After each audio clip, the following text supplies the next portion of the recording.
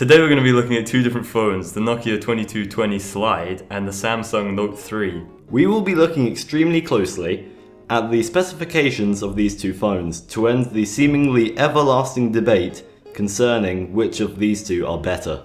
We start off with the Nokia. This phone has a whole 4 megabytes of RAM, which means it can run Snake, Contacts, And then we have the Galaxy Note 3 with a quad-core, 2300 MHz processor, 3072 MB of RAM, and its own graphics processor. This means it can support listening to high-quality music, watch movies, and render good-looking games. When it comes to built-in storage, the Nokia poses a threat to the Note with its 32 megabytes of ROM and 0.01 gigabytes of internal memory. Except for the fact that the Note has either 32 gigabytes or 64 gigabytes of storage, so that you can watch your TV shows, movies, play games, or listen to music on the go without much of a problem. Fine. The Nokia has a 1.8-inch, 128 by 160 pixel screen with a pixel density of 114 ppi, so you can play Snake again.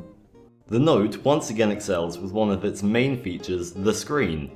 It is a 5.7-inch screen with a 1080p resolution for maximum quality and a PPI of 386.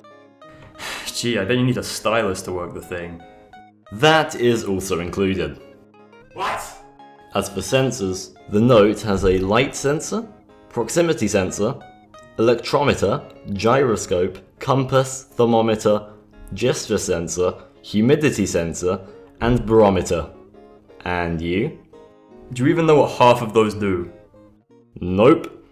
Now, answer the question before my gesture sensor starts to recognize your anger. It might make it sad. None. No sensors? Like, at all?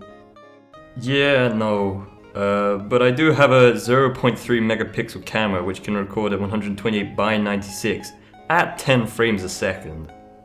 Wow, I am really impressed. That really puts my 13 megapixel camera which can record 1080p at 60 frames a second to shame, as well as my 2 megapixel front-facing camera. Oh, and don't forget all the features that go along with it. All those extra features really burdened me. Yeah, but don't forget these types of phones last a lifetime off of one battery. How long does yours last?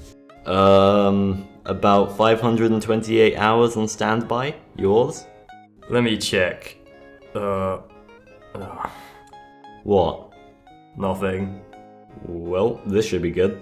496 hours on standby. Your phone's just full of surprises, isn't it? Well, I got nothing. There's nothing particularly good about the interface, the buttons are nothing special, and you probably have a million other good things to say about that phone, so I guess I'm done. Why don't you take over? Alright then, the Note 3 uses Android, which is a very nice operating system, and you feel like you have more control over it than with an Apple device, as transferring files is easy and you don't have to go through any systems like iTunes. The phone feels nice, as it has a leather backing, it has its own volume buttons, a menu and back touch-sensitive buttons, and the screen itself takes up a good majority of the front of the device. It comes with GPS, with turning navigation, 2 different web browsers out of the box, can run a huge variety of games, supports the Google Play Store and the Samsung Store, and it does not weigh too much. Are you quite done? Yes, let's move on to the final analysis. The only real advantage to this phone is the inability to take selfies and the ability to slide, so I'm done. Although the Galaxy Note 3 comes with all these features, they do come at a price, starting at £35 a month. Whilst you could probably find the Nokia 2220 in your nearest bin or grandmother's house. Hey!